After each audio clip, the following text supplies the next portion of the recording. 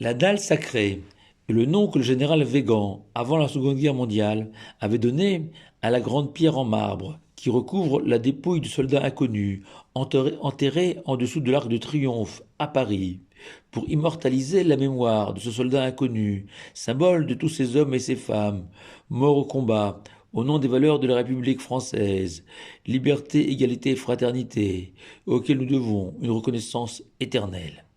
Et si le souci d'immortaliser des événements de notre histoire est omniprésent dans le judaïsme, et ce à travers toutes nos grandes fêtes, qui chacune commémore un épisode essentiel de notre passé, notre paracha de Chaye Sarah, Abraham va nous révéler comment réellement immortaliser une personne décédée. En effet, nos sages font remarquer que paradoxalement, notre sidra, est intitulé Chaye Sarah, la vie de Sarah, alors que dès les premiers mots de la paracha, on raconte que Sarah, notre matriarche, est morte. Étrange. Il aurait été donc plus à propos d'appeler notre sidra la mort de Sarah, à moins de se souvenir de cet enseignement fondamental tiré du Talmud, se fondant sur un verset de la Torah, que les justes, même décédés, sont considérés comme vivants, et inversement, les mécréants, même de leur vivant, sont considérés comme morts. Pourquoi? Car la matière, même les bâtiments les plus solides, ne résistent pas à l'érosion du temps, et à plus forte raison, les autres des hommes ne sont pas éternels et finissent par disparaître.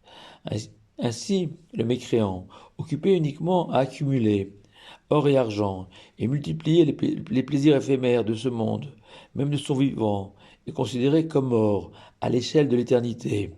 Et inversement, le juste, tout entier tourné vers la Torah et ses valeurs, éternelles, à l'image de notre Créateur, va laisser dans ce monde une trace indélébile, même par-delà sa mort. Ainsi en est-il de Sarah, qui, en dépit de sa disparition, est présente dans chaque foyer juif, pas seulement parce qu'elle est la mère, la génitrice du peuple d'Israël, mais surtout parce que nos maisons sont fondées sur ces valeurs, l'amour de Dieu, la bonté, l'amour de son prochain. Et si on ajoute que selon nos sages, au moment de la mort, c'est seulement le corps qui cesse de vivre et qui est soigneusement enterré dans l'attente de la venue du Machiach, du Messie et de la résurrection des morts. Mais l'âme de l'homme, elle, ne meurt jamais, retourne à son origine, la mort comme un simple passage d'une pièce à l'autre. Et nous sommes convaincus que l'âme vit pleinement, mais de manière différente que dans ce monde-ci et jouit de toutes les bonnes actions que la personne a réalisées ici-bas.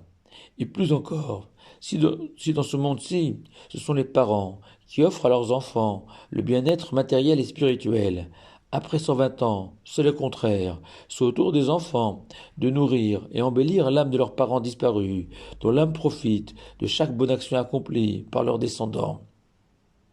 Et c'est la raison pour laquelle, selon les kabbalistes, il est tellement important de réciter des bénédictions, d'organiser des études, d'offrir des livres, dont le mérite sera crédité au bénéfice du parent défunt.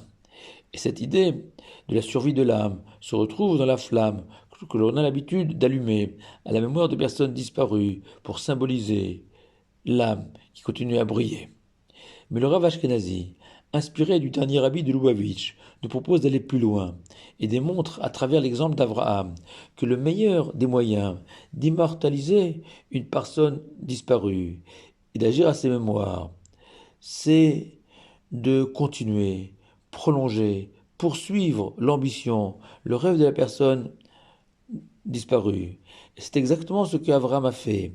Il est notoire qu'Abraham est appelé le père de toutes les nations croyantes en Dieu, car de son vivant, Abraham n'a eu de cesse que de diffuser la foi en Dieu au sein de la terre et de chasser les idoles.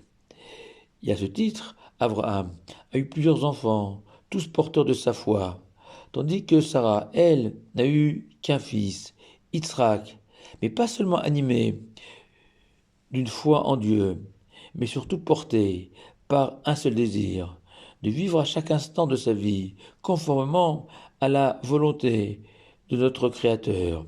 Et Sarah a chassé Ishmaël, le fils aîné d'Abraham, de peur que celui-ci influence Yitzhak, le détourne du chemin idéal.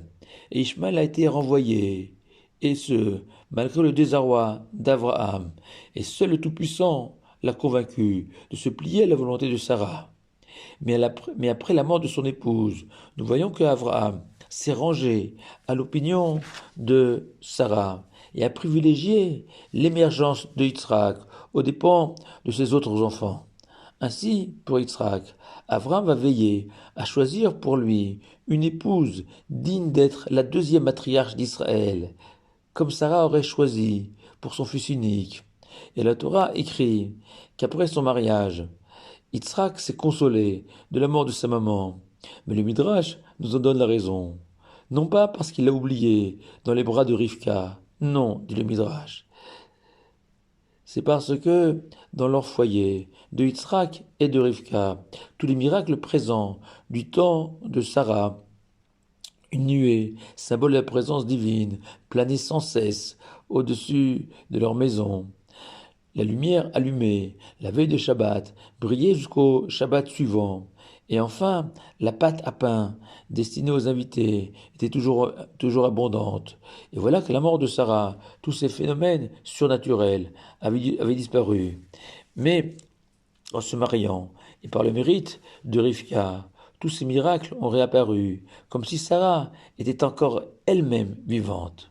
De même, après s'être remariée, poursuivant sa vocation universelle et avoir donné naissance à d'autres peuples, Abraham va chasser lui-même tous ses enfants vers l'Orient, loin de Yitzhak, exactement comme Sarah l'aurait souhaité.